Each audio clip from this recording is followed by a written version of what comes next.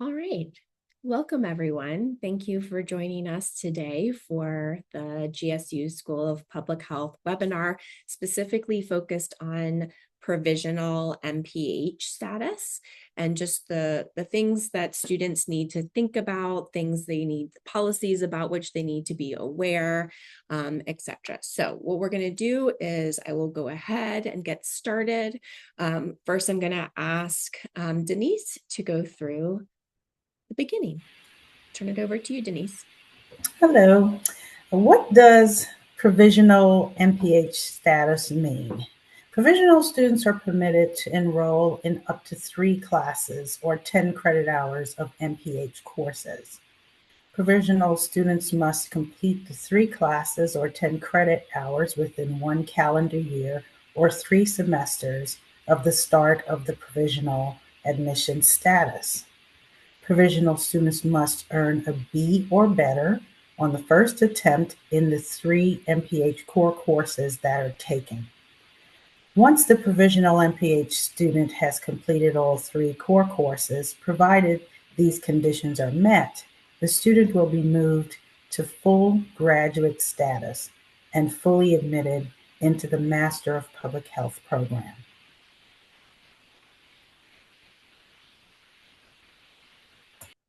Jonathan, I'll turn it over to you to talk about the HPBS specific requirements.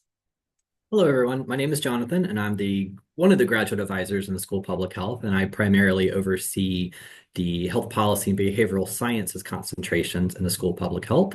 So that's going to be health promotion and behavior and health management and policy. So once you're admitted under provisional status, you get to enroll in up to 3 courses or 10 credit hours of coursework, and you're given 3 semesters. So you have your initial semester and then 2 additional semesters, basically a year, to complete these 3 classes and earn a B or better. I do recommend contacting me to meet with me to discuss which 3 classes or how you're going to take the classes and when you're going to take them, so we can discuss things a little bit further, get into some personal details to make sure that you're taking the classes that fit best for you and in the time frame that you want to complete the provisional status. So your 5 choices are going to be the Foundations of Public Health, which is PH 7010, Epidemiology for Public Health, which is PH 7011, Fundamentals of Biostats, which is a 4 credit hour class that does have a lab, so just be aware of that, and that's PH 7017. Then there's Health Promotion and Planning, Administration and Evaluation, which is PHPB 7140. And then the final option would be Fundamentals of Health Systems, Leadership and Policy, which is PHPB 7160. So again, over those 3 semesters, you can take 1 class each semester. You can take 2 classes one semester, then 1 the next, or you can take 3 in 1 semester to get everything knocked out at one time. Thanks, Jonathan. I'll turn it over to Kelsey now to talk about PHS specific requirements. Hi, everyone. My name is Kelsey Francis, and I am the other graduate advisor in the School of Public Health, and I oversee the Department of Population Health Sciences. Those concentrations consist of biostats, environmental health, and epidemiology. So for those of you who are provisionally admitted students to the concentration listed, you are permitted to enroll in up to 3 courses or 10 credit hours of MPH core coursework. So you must complete PH 7010, which is the Foundations of Public Health. You have the option between PH 7011, which is the Epidemiology for Public Health, or PH 7017, Fundamentals of Biostatistics, which is that 4-hour class. And then you have an option between those A, B, and C classes listed, which is the PHPB 7140, Health Promotion, Planning, Administration, and Evaluation, or PHPB 7160, Fundamentals of Health Systems, Leadership, and Policy. Or you have the other 2 courses from the MPH core that was listed on the previous slide that you could choose from. As Jonathan mentioned, I also recommend that you just schedule an appointment to meet with me to discuss what you're thinking about taking for your 3 courses, whether you're planning to break it up, 1 each semester, or 3 in 1 semester, or 2 in 1 semester and 1 in another semester, however you plan to fulfill the provisional requirement. Thanks, Kelsey. And Kelsey is also going to provide some additional details and summarize for us. So as mentioned before, your 3 MPH core courses must be completed with a B or better on your first attempt within that 1 calendar year or 3 semesters of the start of your provisional admission status. If you earn a plus or minus, it will not be accepted. So B minus will not be accepted. It has to be B or B plus or higher. Once you have completed all 3 core courses, provided that you meet the provisional conditions, you'll be moved to full graduate status and fully admitted into the Master of Public Health program. Your offer of admission is also contingent upon completing or opting out of the verification of lawful presence process and submitting any outstanding proof of degree, official transcripts, or official test scores. To be classified as in-state for tuition purposes or to receive any out-of-state tuition waivers associated with graduate assistantships, you must verify your lawful presence as defined by USG Board of Regents. Thanks, Kelsey. I do have one question to ask Jonathan and Kelsey to clarify. On the previous slide, it was mentioned that basically if you meet that B or better in those required courses, you can advance to kind of full MPH program status. Other than meeting those criteria that you just mentioned, so I'll go back to that. This offer of admission is contingent upon these other things. Is there any other paperwork or documentation in terms of applying for the MPH program that students have to submit, or anything else in terms of requirements that they need to be aware of? The one thing, just to get into I guess I'll talk about the registration process and how that works, is that during the semester when registration opens for the next semester, Kelsey and I are going to go in and limit how many credit hours a student can register for on the provisional status. So if you're registering for those 3 classes, either the 9 or 10 credit hours in one semester, what we're going to do is we're not going to allow you to register for the next semester until you meet those requirements. So if you're starting in a fall semester, you may not be able to register until the last day that the school's officially open, until the school closes for 2 weeks. So I think this year, let me just check a calendar. I believe December 20th is the last day the university is open for this year. So on December 20th, that morning, Kelsey and I will get up. First thing we're going to do is check provisional status. And anybody that's registered for those 9 credit hours, 10 credit hours, or 3 classes, we're going to go and see if that student has met the requirements. If they have, then we will remove the class credit hour restriction, so the student can then go register for whichever classes they want to after that point. If you only took 1 class or 3 credit hours, maybe 4, then you'll have that additional 4 to, or see if I can get my math right, 6 to 7 credit hours for spring, or however it may break down. If you just registered for the 3 hours, then, if you only want to do 3 for the next semester, then you'll have that option to register for 3. Then in that second semester, we'll again put that block on, so you can only register for 3 or 4 hours. That would be your final semester. So it may take some time to get to register. But any kind of paperwork needed to get that full admission, there is none. It's just Kelsey and I checking to make sure that the students met those requirements. And then once they've met the requirements, Kelsey and I will get in touch with the students, say, hey, you can go register, and just make sure to register as soon as possible, especially before we leave for a break like that. I know over spring and summer, we don't have those kind of breaks, or the 2-week break. So we'll be here. So it's easier to get in touch with us. But if you're in that fall semester, the way the calendar works and the school closing, if you don't catch us on that final day, then you're going to have to wait 2 weeks until we return back in January for that. So I don't know if that exactly answered everything, but just to kind of give that breakdown, because that can be kind of confusing, especially for students coming in a fall or spring semester, like, oh, I've taken these classes, why can't I register? It's, well, we have to wait and check to see what the grades are before we can have you move on. Yeah. What I'll also add to that, Ashley, is for PHS students, there is a hold that goes on as well, which will also permit them to meet with me to also get clarification on if they will, be out of provisional status, or where they are trending as far as what course options they can take for the next semester as well. So it'll be a combination of the hold, prompting, advisement as well. in addition to going in, like Jonathan said, at the end of the semester, reviewing if they've met the requirements to now, of course, remove the hold to prevent further registration moving forward, in addition to making sure that they are going to stay at the required cap as they move into full admit status upon requirement check.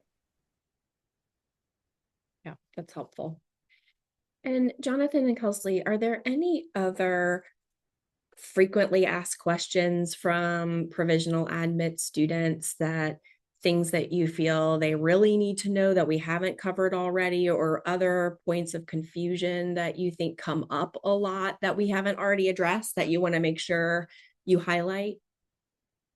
So I know we've addressed the grade that you have to earn a B or better, but I guess I just want to emphasize that it has to be your B or better. So think of it as like GPA wise, 3.0 is a B plus is 3.3, and a B minus is 2.7. So again, if the class is plus minus, if that's the grading scale, it has to be a B or better. I think sometimes there are students that will contact, I can't speak for Kelsey, but I imagine this happens to you as well, that they will contact me and say, hey, I made a B in the class. Why can't I, use this towards the core? And this happens for MPH students and provisional students. And it's, well, you made a B minus in the class. That's not the grade requirement that's needed. It has to be a B or better. So I know that we covered that, but that's one of those questions that does come up.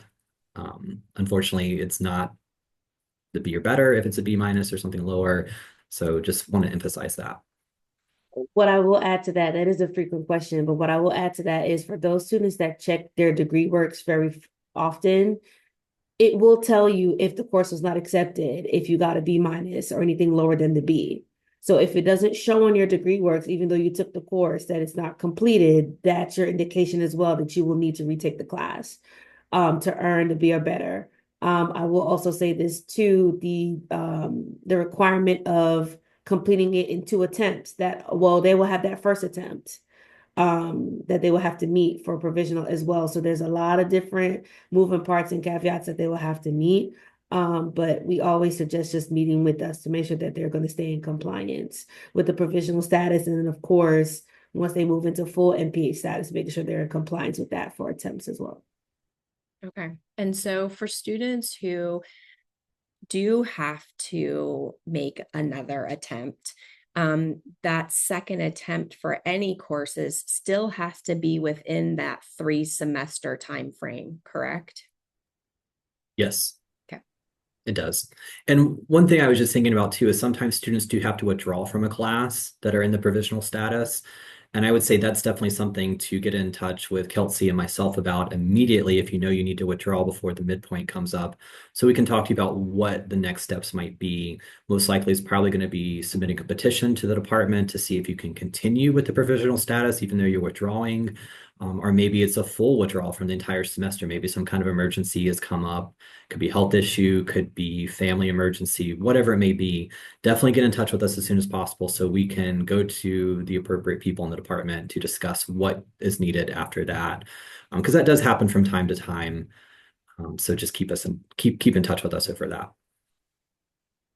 And for students who, they're for both of your health policy and behavioral sciences and population health sciences departments, there were more than 3 courses that students can choose from. What happens if a student were to take one of those options, not earn a B or better? Does that student then need to retake that specific course, or can they choose another one listed as part of their 3 that they have to do? Does that question make sense? I think so. I think I'm getting the gist of it. So let's say that the student takes Foundations of Public Health, Epidemiology for Public Health, and Health Promotion Planning, Administration, and Evaluation. They make A+ in Foundations of Public Health and A+ in Epi, but make a B- in Health Promotion Planning. Then the student would need to come to us so we can talk to them about, okay, what are the next steps? Most likely it might be petitioning to see if you can retake that course, or petitioning to say, hey, I didn't make the B or better in this course. How about I try fundamentals of the health systems? Would that be an option for me? That's something that we would have to talk to the department about because, again, the policy is B or better in the first attempt. but the petition could come in to help out. So I would say just petition. Each case is a case-by-case situation. So we would just have to see at that point the department's ruling. But I would say there is a chance where they might be able to take a different course of the 5 that are offered. It just depends on the rationale and what was going on that semester. So that's one of those, yeah, definitely seek out your advisor for that so we can get started on the petition process. And what I will say too, to add to that is the courses that are suggested are to keep them in track with the sequencing for the remainder of their courses once they move into full MPH status as well. So like Jonathan said, that's something that will have to be reviewed by the department if, on a case-by-case basis. But the suggestions are to kind of help them stay on track to make sure that they can take the other electives as they move into the program. So, again, just keep in touch with us so we can see what those options are for that. Yeah, that makes sense. Denise, any final additions you want to make? Anything you want to add? And so thank you, Kelsey and Jonathan. You all have answered everything. I can't think of another thing that I would like to add. I would only just stress again that minimum grade of B, because I know that is something we encounter over and over again with the B minuses, and really the confusion as to well, why can't I continue on, and why does this not count? And really emphasizing that the 3.0 is equal to the B minus is 2.7. They're different. And so that is why a student may not be able to progress in the program. Yeah, that's a great point to emphasize. And I think, a common theme throughout this whole webinar is contact your specific faculty of the course if you're struggling early, sooner rather than later. And then with other provisional admit questions, contact your advisor, Jonathan or Kelsey, early. Sooner is always better than later in terms of our collective ability to help and provide guidance. So yes, it seems like that is a universal suggestion applicable to all students, not just provisional admit students. But in this particular case, that's a very important component. So just want to restate and encourage provisional admit students to stay in consistent contact with their advisors, to track their performance in their classes carefully, to work with the faculty member teaching that course if they feel they are struggling, so that they can meet those requirements. Well, thank you all. Thanks, Jonathan and Kelsey and Denise, for your attention, your engagement, your help guiding our provisional admit students through this process. And we look forward to the next webinar, Town Hall, with all of you. Thanks so much and have a great rest of your day. Bye-bye.